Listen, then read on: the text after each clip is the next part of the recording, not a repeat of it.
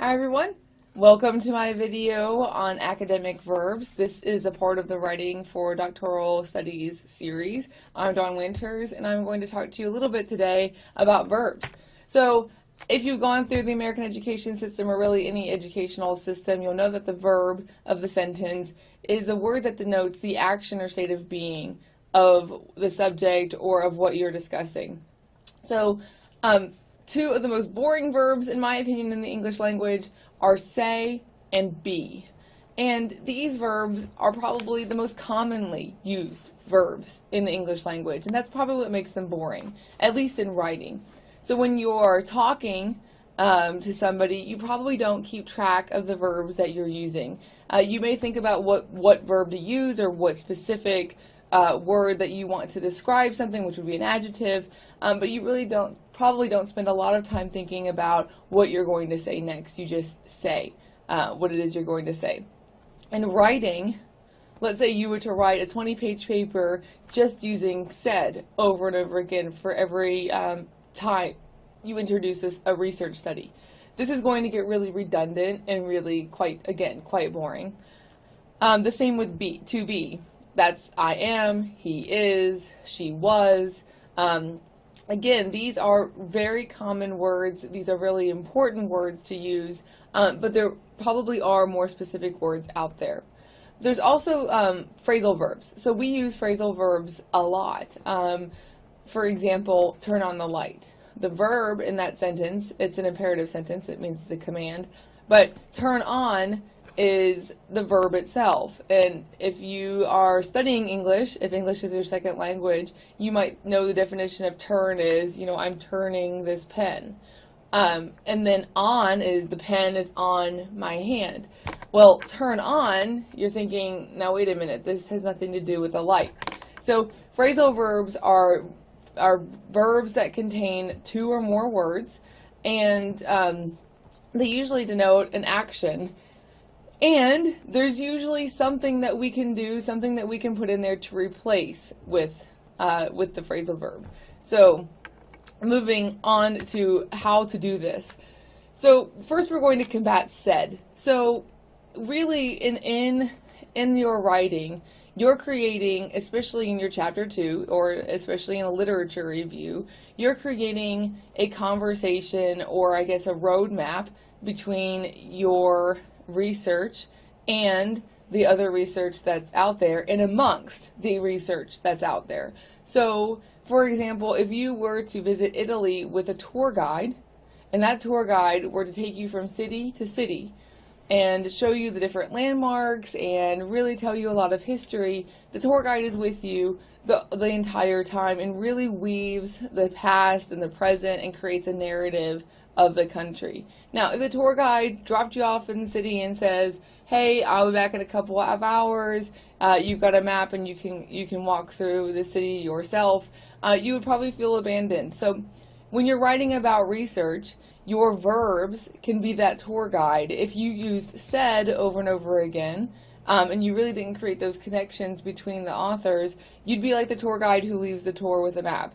You would leave the readers to create those connections for themselves. And really, that's hard to do when you're a reader. Readers tend to be, it's the passive person in the relationship. The active person is the writer and the passive person is the reader. So it's really important to consider your readers and nurture them.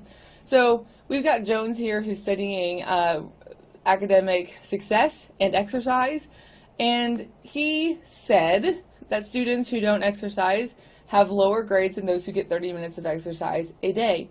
Well, we can say said, but really this is Jones's conclusion. This is what he spent years or months studying and writing about. So you're going to want to use the stronger verb, and I've used maintain. Now, bring in Smith, and again, you're the tour guide. So if Smith is disagreeing, you don't just want to say Smith said no. You want to say Smith negated Jones's study. So we're not forgetting Jones, we are comparing and contrasting.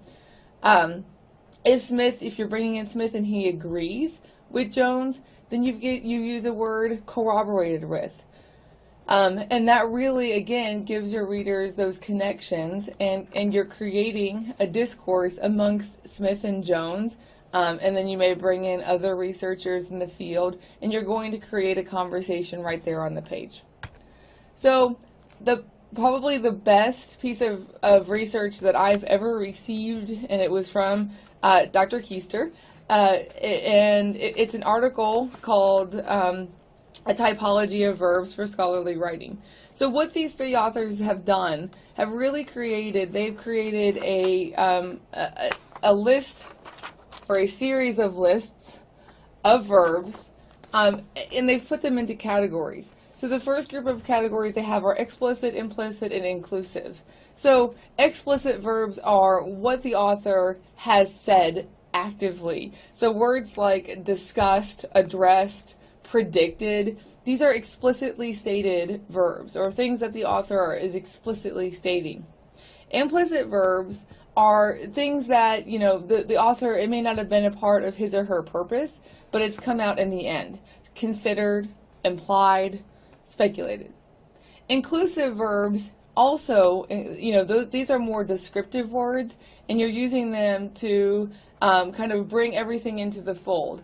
So characterized, contained, included, these are verbs that you're going to use to describe the compendium of the research.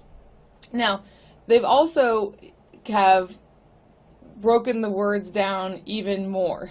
So verbs that represent cognition can be broken down into comparison verbs, so like distinguished or varied, verification verbs like attested or designated, interpretation verbs like realized or grouped, cognitive process verbs, believed, discerned, realized, reference verbs, consulted, scrutinized, not scrutinized, pause, reference verbs like consulted or expected, perception verbs, felt or alluded. Now, I have had a professor in the English department who truly believed that felt did not belong in research, and since the day I had this professor, I haven't used felt to really actively describe perception.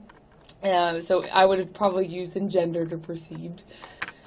There's also proposition verbs, hypothesized or conjectured or posited. So these are verbs that kind of indicate to the readers this is what the author is thinking. There's also groups like knowledge verbs. So these include evidence-based, like encountered or noted or revealed. Procedural verbs, so if you're describing the author's methodology, you would use words like investigated or performed or conducted. Visual verbs, so this is, let's say you're studying somebody who put together a nice visual framework for you to use with your study, so graphed or mapped or depicted. You've got direct object verbs. So these direct object verbs are verbs that need a direct object, so gathered or collected. You can't use those as dative being, like I collected. Well, what did I collect? I need a direct object. So the researcher collected samples of rainwater from 3 different counties in Kentucky, or something like that. So it needs a direct object. And there's also creation verbs, like crafted or originated or devised.